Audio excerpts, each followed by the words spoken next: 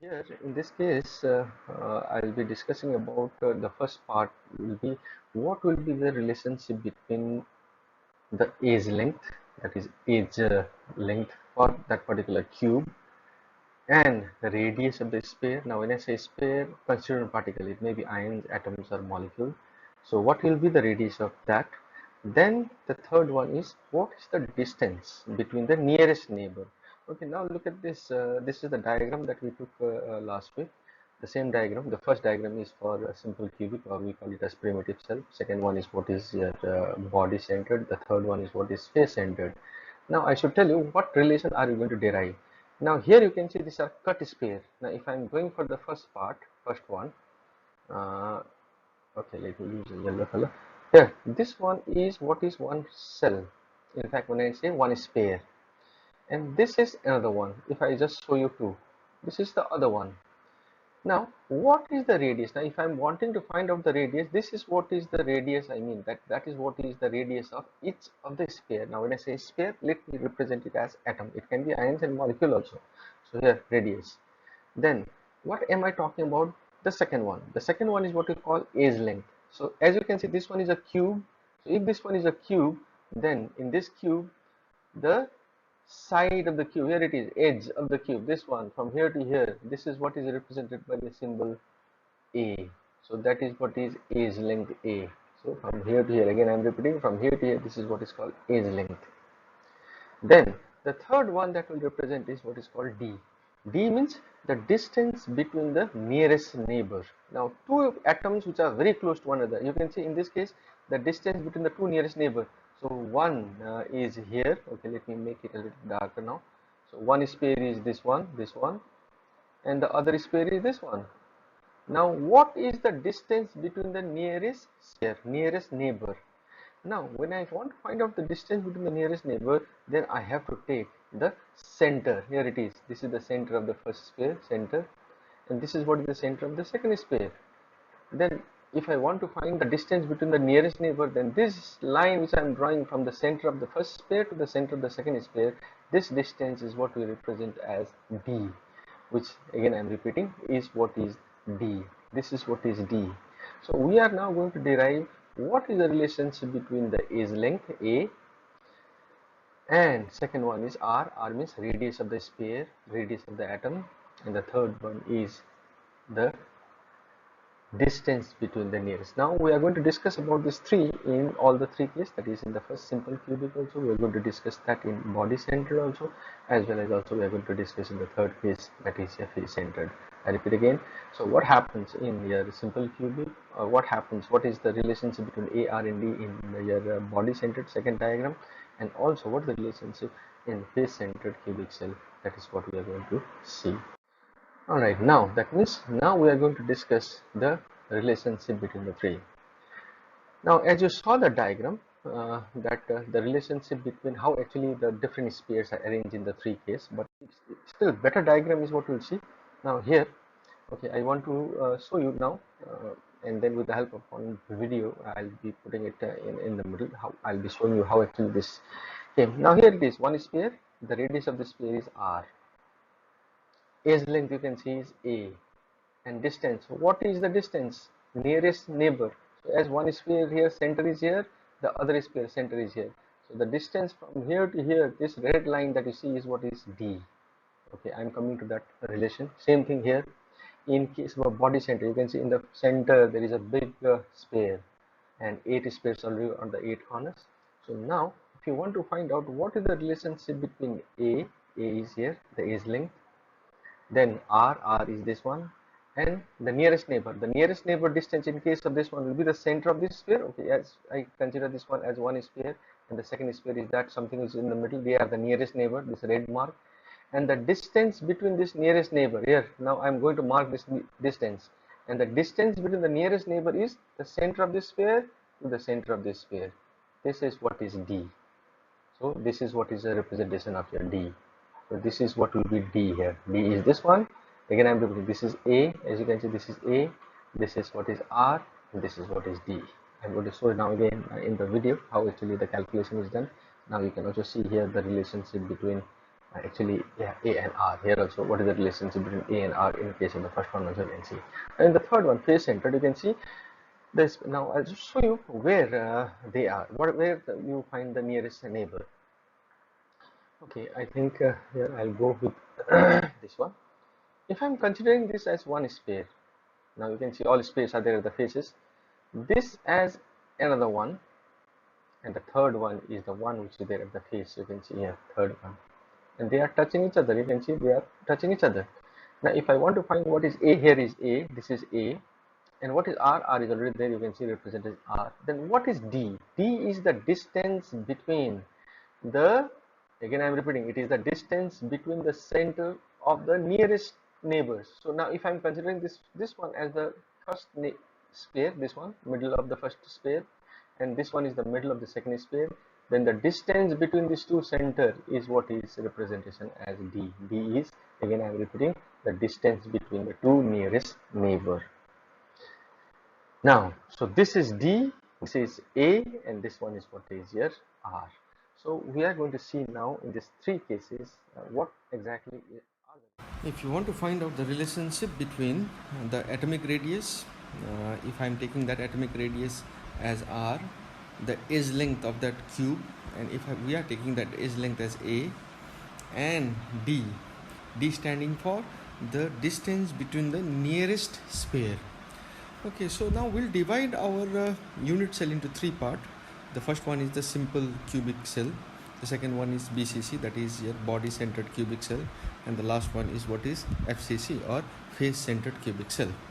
Now in case of a simple cubic structure, now see what exactly happens.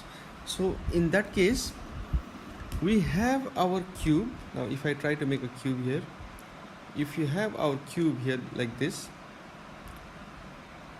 then you know that in a simple cubic our spheres are located at the 8 corners. Okay, if I am talking about this one corner, this is another corner. Now the two spheres are touching each other. Now if I am taking the edge length of this cube as A, this one is what is A, and if I am taking the radius of each of the sphere, this sphere radius if I am taking as R, then see what is the relationship between R and A. Now since edge length is A, and A is from this center of this sphere to the center of this sphere, that is what is A, and that A is what is equal to radius of this sphere R and radius of this sphere R, so that is what is equal to 2R. Then the relationship between the edge length and R is that edge length is equal to twice of R, or in another term you can say that R is what is equal to A by 2. Then what is the distance between the nearest neighbor? Since these two cube spheres, one sphere here, the other sphere, are the nearest neighbor, and they are touching each other, even though in the diagram there is a small gap, they are touching each other, and the nearest distance is the distance between the center of these two spheres. So since the center of this sphere is here and the center of this sphere is here, now as the nearest distance between these two is from here to here, which is what is D, and that D is exactly equal to A. That means the distance between the nearest neighbor is same as the edge length. This is what is for simple cubic cell. Now if this is the simple cubic cell, now let us see what happens for the next one, body centered cubic cell. Now again I am repeating, see what is the relation now. So in case of simple cubic cell, your D is equal to A, that is distance between the nearest neighbor is same as the edge length, and the radius of each of the sphere, this sphere, the constituent particle, it may be atoms, ions or molecule, that radius of this one is what is always equal to half of the edge length, or you can also say R is equal to D by 2, because since A and D are equal, so that's why you can say that R is also equal to D by 2. Now going on to the second kind, that is body centered cubic cell. Now for that, let me erase this off.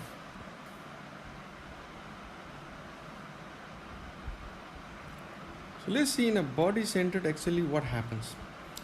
So in addition to the 8 cubes which will be touching each other, here you are, this is what is your 8 cubes at the 8 corners. Here also there is also one cube which is there at the center. Here it is in the center. Now in this case, now what happens is, now if you want to find out what is the relationship between r, that is the radius of each of this cube, then d, the distance between the nearest neighbor, and a standing for the edge length. Okay, now for that what we need to do is we need to first find out what is the distance between this cube here to this cube. Let me mark it with this one. Okay, let's see. So what is the distance from here to here? Let's calculate that. Now to calculate this distance, now what we will do, we will find out what exactly is the value of this. This is what is a, as you can see, this is what is the edge length a. This is also the edge length, so this is also a. Now this happens to be the hypotenuse. In this right angle triangle, this happens to be the hypotenuse. Now I'll take this hypotenuse as b. Now let me calculate first what is b. So hypotenuse square is equal to perpendicular square plus base square. So then I can say that b is what is equal to here a square plus a square. So that is what is 2a square. So then 2a square under the root. So b is what is equal to root 2a. So now we know this b, this part which is b, the hypotenuse of this side, is what I'll take it as root 2b. Then after that, now what I need now is, if I want to calculate what is the relationship between d and r. Now next part that I'll move on now is now this relation. Now I need to find out what is the distance between this sphere to that sphere going through this middle sphere, Now if I want to find the distance from here to there, now what that distance is. So that distance again, if I want to calculate, then I need to take this right angle triangle. This is the right angle triangle at which I am going to take now. Here it is. That is equal to, so if I am marking this one as c, so suppose this distance, if I am marking it as c, then if I want to find c, hypotenuse is equal to perpendicular square plus base square. Don't forget, here one is this a, this is what is base, and the other one is what is this one. So this distance is what I am calculating. So that is what is equal to b square. Then this c square equal to a, this is a square plus b is there upper side. We have already calculated what is b square, and b square is what is 2a square. So c is equal to root of 3a. So now we know that c is what is equal to root of 3a. Then c is the distance from here to there, total distance, and that total distance is equal to, now let's see how many radius are present in that. Now if I want to find out the total radius which is present there, so then let's calculate now one by one. Here is one radius, one, this will be touching this one, so it will be this again another radius, 2 radius, this is 3 radius, this is 4 radius. So that means altogether 4 radius is what is making up c. So 4 radius is what is c. So again I am repeating, this is touching this is sphere, so this sphere will be touching this sphere, and even though in the diagram you can see they are separated, but you have to understand that these 2 spheres are touching and these 2 spheres are also touching. So then total distance is r plus r plus r plus r. So that is why 4r is what is equal to root 3a. Now this will give us a relationship between r and a. So r is what is equal to root 3a by 4. This is what is the relationship between r and the edge length. Now if you are talking of the distance, nearest distance, then the nearest distance between the 2 spheres is, I'll take this and this sphere. Okay, let me take another color now. Let me take this color. Now the nearest neighbor is this sphere in the middle and this sphere. These are the 2 spheres which are the nearest neighbor. Now if I want to find out the distance between these 2 nearest neighbor, then you can see that one is what is r, then the other one is also r, is what is equal to the distance between the 2 nearest neighbor. So then d is what is equal to r, or you can say r is what is equal to d by 2. This is what is the relationship between the nearest distance and r. Now going on to the face centered now. So by the way, here it is, the relationship between R and D is this one, and R and A is this one. So this is for your body centered cubic cell. So body centered there in the middle. Now for that, so this is how we do the calculation. Now going on to the next one now, face centered. Now I need to erase this off first. So if I erase this off, okay, here we go.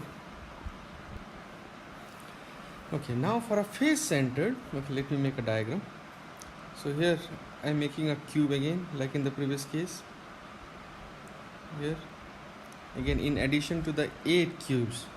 Okay, now let me make those 8 cubes. Let me take the help of this red one. So sorry, not 8 cubes, 8 spheres. So one here, second one here, third here, fourth here, fifth here, sixth here, seventh here, and eighth one here.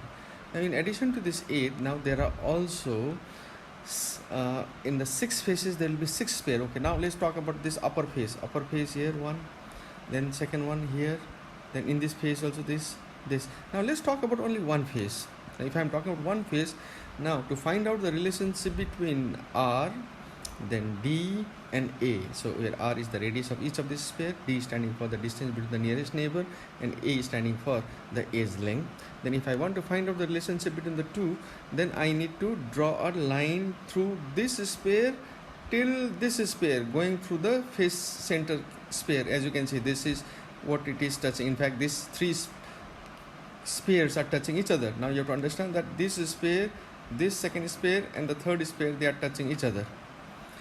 Now this is what I'll consider it as B. So let's give a name to this line as B. Now if I want to find what this B is, then here using Pythagoras theorem, hypotenuse, this B is what is your hypotenuse. So if that B is what is the hypotenuse, so then is equal to base, lower base, you can see this is what the base is, that is what is edge length A, and height, here it is perpendicular, is also A. So your B is equal to 2A square, then B square is that, so B is what is equal to root 2A. So that means now you know the total distance from here to there, from this sphere to this sphere. Again I am repeating, from this sphere to this sphere, the total distance is what is root 2A. Now let us see then how much is the total distance from here to there. Now if I want to calculate the total distance, okay, taking some other color, okay, let me take the green color. Now as these 3 spheres are touching, this sphere is touching this sphere, is touching this sphere, is touching that sphere. So the total R, let's calculate what is the total distance from here to there. This is R plus another R, third R, fourth R. So that means now I'll write that 4R is what is equal to B, because the total distance from here to there is what is B. Then R is what is equal to, or 4R is what is equal to B. Just now above there you found out what is B, and that is what is root 2A. So R value is what is equal to root 2A by 4. Now this is what is the relationship between radius and the edge length. I repeat again, R is what is equal to root 2A by 4. Or if you want, then you can also write down as what is the relationship between A and R. So if you cross multiply and find out, let me cross multiply. Root 2A is what is equal to 4R. So A is what is equal to 4R over root 2. If you rationalize this, so lower root 2, so upper side also multiply with root 2. So that is what is going to give you this is what is going to give you 4 root 2 R over 2. That also further, when you cancel this, 2 is cancelled with 4, 2. So A value is what is equal to 2 root 2 R. So that means this is what is the relationship between A and R. Now if you want to find what is the distance between the nearest neighbor, so nearest neighbor, again this 2 happens to be the nearest neighbor. So this is one, this is the other one. So nearest neighbor is D is equal to, let me calculate here, D is equal to R plus R. Or in another term, now you can say that D is what is equal to 2R, or R is what is equal to D by 2. This is what is the relationship between radius and the distance between the nearest neighbor. This is what is the relationship between A and R. So this is how you do the calculation based on. Now let us see a question now. So now what type of question you may be getting in the exam to solve with respect to this kind. Alright, now let me tell you what exactly is that. So the question says, xenon crystallizes in a face-centered cubic lattice and the edge of the unit cell is 620 picometer. What is the nearest neighbor distance and what is the radius of xenon atom? Alright, now first let me write down what is given to you. It is written that the face centered, it is face centered, and the edge length and the edge of the unit cell. So edge, let me write down, A is given as 620 picometer, and it is already written face centered. Then we have discussed that the nearest neighbor in face centered, D, is what is equal to A by root 2. So D is what is equal to A by root 2. Now again I am repeating, this is what is the relationship between here A and D in a face centered cubic cell. Okay, now if that is so, then that is what is equal to 620 picometer divided by root 2. Root 2 value is 1.414. Now if you divide 620 by 1.414, that is what is going to give you 438.4 picometer. Same way, now the question, what is the nearest neighbor distance and what is the radius of xenon atom? Now radius is also asked. Now if you want to find the radius was something like this, A over 2 root 2. So this is what we already derived in a little while ago. So that is what is equal to 620 picometer divided by 2 into 1.414. Now if you do the calculation, this is what is going to give you 219.2 picometer. Likewise, now you may be asked question based on BCC, that is body centered, or a simple cubic. This relation that you have learned just now is what you have to use in order to find the values. Okay, now let's see the close packing of sphere. Now, whenever a crystal is made, so you know different spheres, these balls which are there, atoms, ions, and molecules will be arranging themselves. Now, how will they arrange themselves? Now, in order to understand the three-dimensional packing, how the packing is done, packing means arrangement. First, need to understand what is two-dimensional packing. Then after that we'll go to three-dimensional packing. Now I think three-dimensional packing with the help of a diagram also here may not be very clear, but then again when you see an animation, then I think it will give you an idea about what that 3D packing is. Okay, before we go on to 3D packing, first let's see what is 2D packing. Now the sphere, atoms, constituent particle, atoms, ions, and molecules may be arranged in these two major forms. There are also other forms, but then these are the two major forms. Okay, now look at this, the first and the second one, what they are. In the first one, as you can see, there is an array of spheres here. These are all spheres. And similarly, in the second line also arrays of sphere. Then third arrays of sphere. Now, you can see if you are talking about any one sphere. Okay, let us talk about this sphere which is here. Okay, this sphere. I am talking about this sphere. This sphere is in contact with four more other spheres. Okay, what are the other spheres here? 1, 2, then 3 and 4. These are the four spheres which are in contact with this middle sphere. And don't forget, this sphere is not touching that, this sphere is not touching, this sphere is not touching, even this sphere is not touching. Now, if I join, by the way, this is what is called coordination number. Now, how many spheres are touching that main sphere, one single sphere? That's what is called coordination number. So, in this case, the coordination number is 4. Now, if I join the center of all the spheres which is touching this middle sphere, then it will come something like this. See, there 1, 2, then 3 and 4.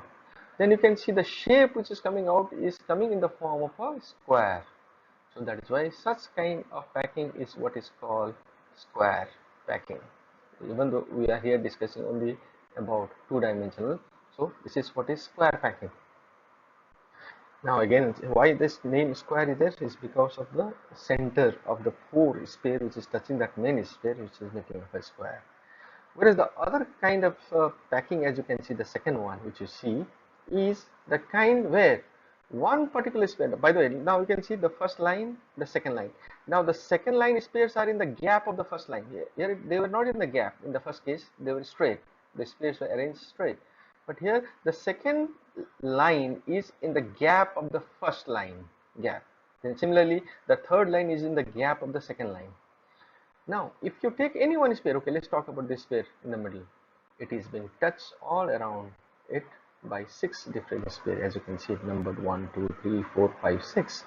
Now, if I join the center of all this sphere, 2, 3, then again here it is. If I am joining all of this, then you can see a hexagonal shape is what is coming out. So here 1, 2, 3, 4, 5, 6 is coming out. Since it is coming hexagon shape is coming, so such kind of packing is what is called hexagonal.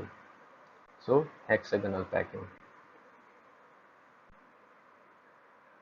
So hexagonal packing is what is this? By the way, this is 2D. We have understanding 2D so that we can understand that 3D packing better.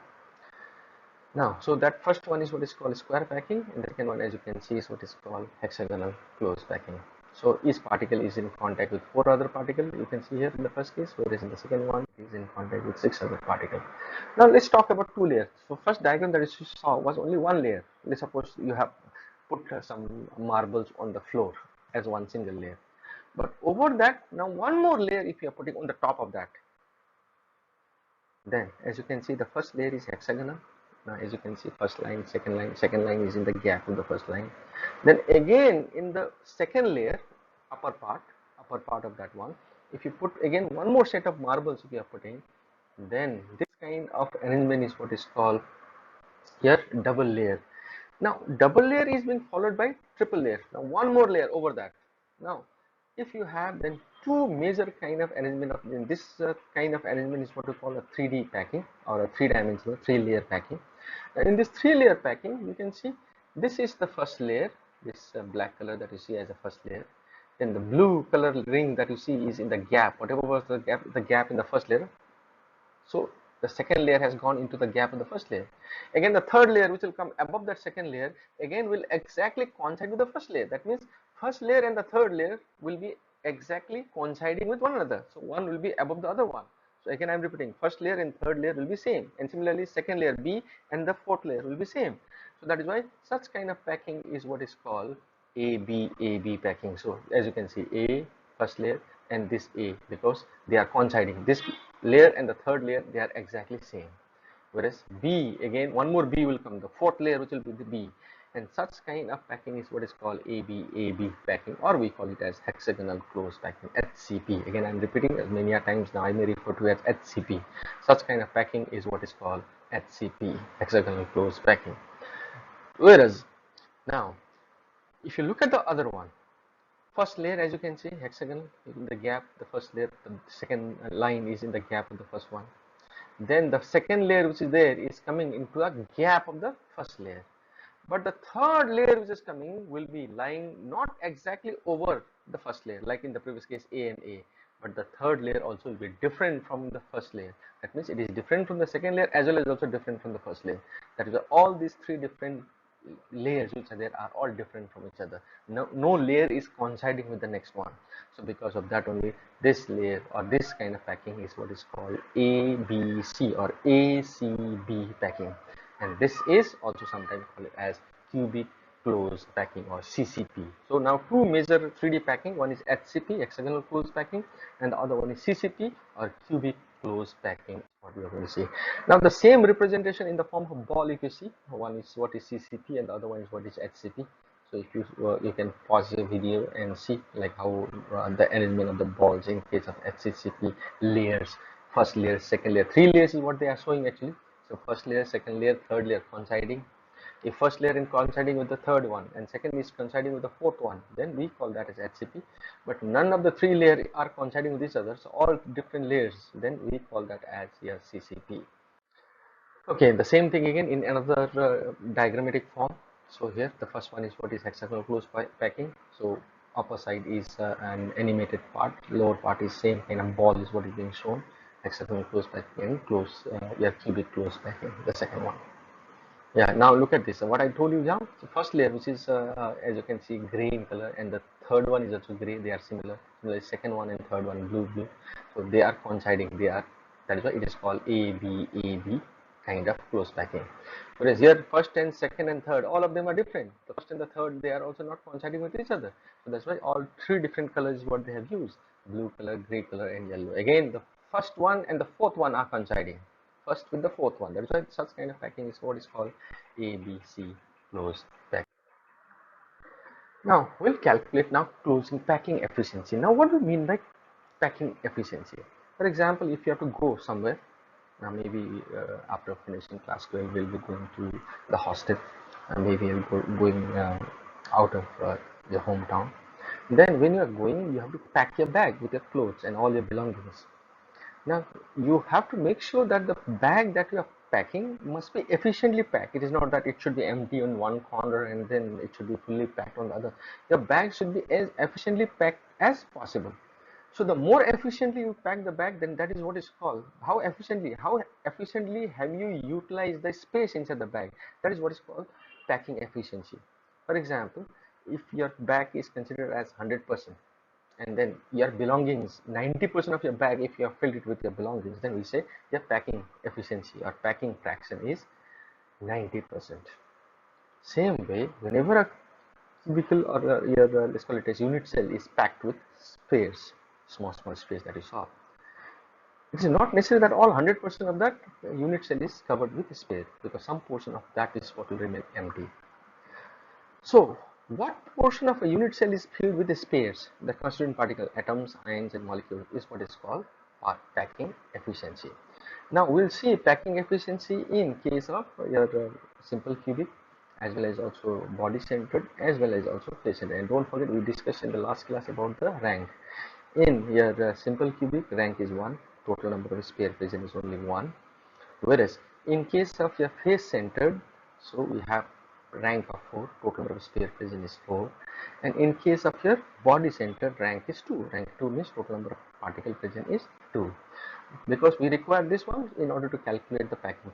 So let's see then, out of the three, which is the most efficiently packed in a simple cubic cell. Now for that we need a formula to calculate that. So then there it is. To find out the packing efficiency of any crystal or of any unit cell, volume of the sphere, I hope you still recollect the formula of volume of the sphere, which is 4 by 3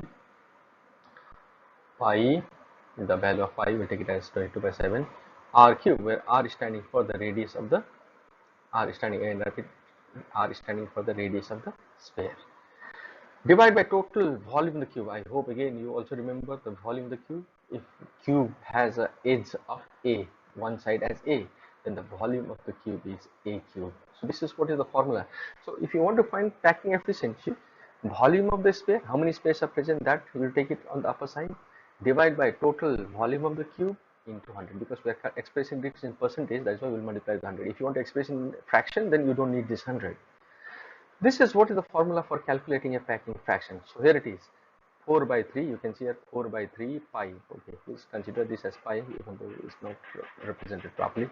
R cube, R is standing for the radius of the sphere, where A is standing for the edge length, A cube, because that is what is the volume of the cube, into 100. And now what is this N?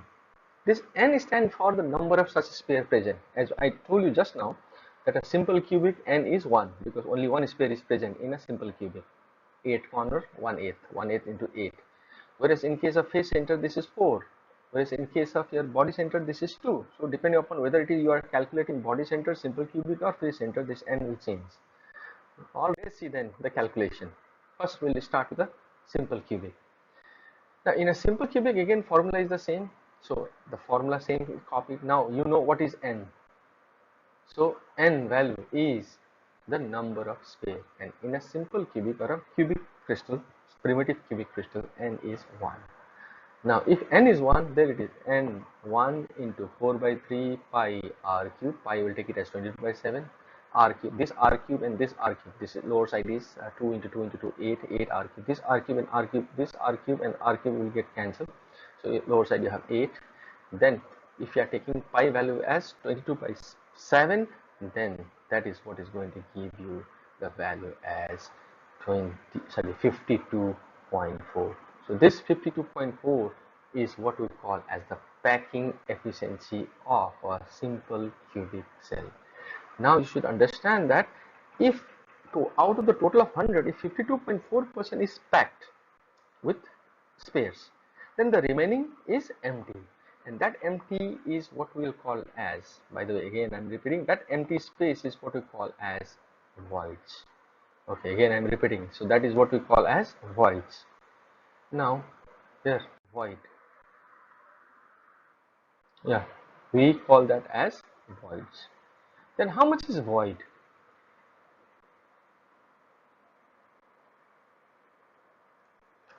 Okay, now going on to the next one, that is your body-centered cubic crystal. Body-centered, yeah, n value is 2, so replace that 1 with 2. That is the only difference now. So previously n was 1, now replace it with 2. Same, or rest of the formulas are same. Now your lower side is written 4 by 3 r cube.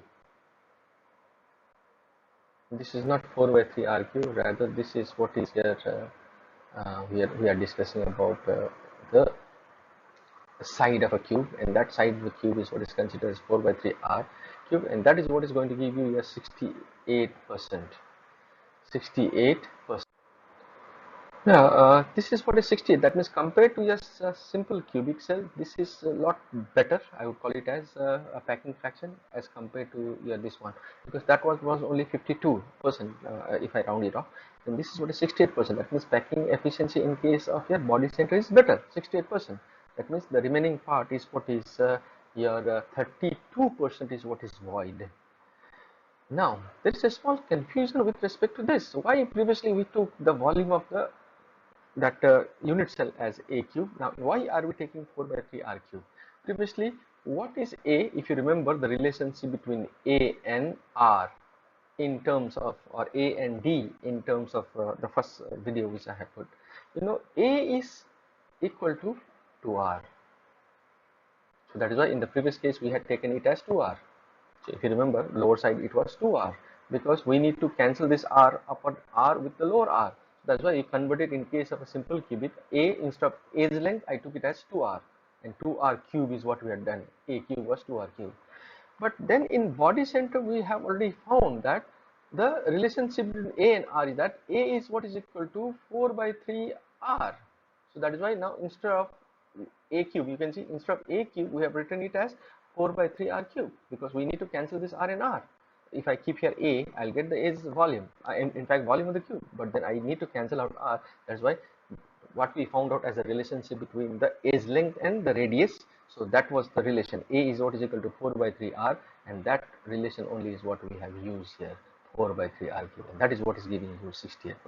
Same way, if you go on to the next one, your face-centered n value is what is 4, and yes, again here, why that 2 root 2? The relationship between r and a in face-centered, a is equal to 2 root 2 r. So since this is a cube, so here this one is a cube, but instead of a we wrote 2 root 2 r, because we need to cancel out with the upper r. So that's why that a has been replaced with 2 root 2 r. So that is what is giving you 74%. So that means out of the three, the face-centered efficiency is the best, 74%. Even the second one was only 68%. So whereas this is what is here 74. So that means void. So that if 74 is efficiently packed, the remaining 26% is what is void. So that means out of the three, if you compare, the worst packing was the first one, that is simple cubic cell. Then comes your body centered, and the best packing fraction, as you can see, 74% is what is your centered cubic cell. Okay, so this is what is with respect to the body centered, and the first one 52%, this one was 60%, whereas in case of your face centered, it was 68 to 70, 74%. Okay, now we also need to discuss about what are different holes. Just now we discussed about the empty spaces, the voids. There are two kind of voids. By the way, here you can see holes. Holes are nothing actually but voids. We call them as voids. So two kind of voids are there. Voids means empty space, what is not occupied. So we call them as tetrahedral void and octahedral voids. Now what these tetrahedral and octahedral voids are? Okay, here When a tetrahedral void is formed, you can see three spheres, okay, see touching each other, forming a triangle, and one sphere kept in the second layer. So you can see this purple color sphere is in the second layer.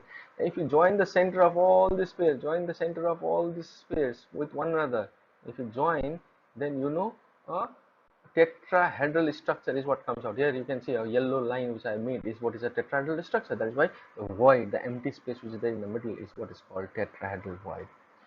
Whereas here, six sphere, one kept over the other one. You can see the yellow one, the brown one, and the purple one overlapping with each other. So in the gap which is created in the middle is what is called here octahedral void.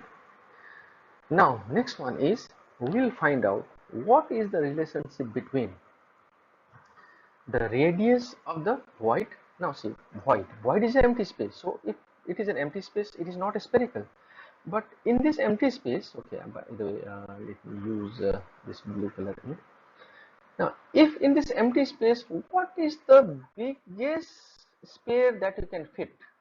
And what is the radius? That radius of that sphere is what we call as small r. Now, we are going to find out what the relations between small r and capital R. And similarly, what is the radius of the sphere which is making up the void? If this one is the sphere, so what is the radius of the sphere which is making up the void? That radius is what will represent as capital R. Now we are going to find out the relationship between small r and capital R in a tetrahedral void and octahedral void. Again, I am repeating, what is small r? Small r is the radius of the sphere that would have fitted inside the void. There is no sphere, but what is the biggest sphere which can be fitted inside the void, in that void as well as also in this void? And what is capital R? Capital R is the radius of the sphere which are making the void. So you can see here in this as an answer, you can see already you can see is marked in a tetrahedral void. You know the relationship between capital R and small r is this 0.225, whereas in case of octahedral it is what is 0.414. Now how these two values are coming, now I am going to show you. Alright, now let us see in case of octahedral void, how do we calculate the relationship between capital R and small r. Okay, now here in octahedral void, this is how the arrangement is. Four spheres touching each other, and if these four spheres are touching each other, then you can see void. Here is the biggest sphere which can be fitted inside the empty space is this one. And let's suppose this sphere, small sphere, has a radius of small r. This bigger sphere is having the radius of capital R. Now, I am going to derive the relationship between capital R and small r. What is the relationship between the two? Now, to find the relationship between the two, okay, yeah, I am going to take this triangle. Okay, let me take this color. Okay, the triangle I am going to take is this one. Here, this triangle is what I am going to take. This triangle. Now, this triangle you can see has a side. This is what is a. This is also a. But don't forget a is equal to r because this radius is r, capital R. This is also capital R. So our edge a is what is equal to 2r.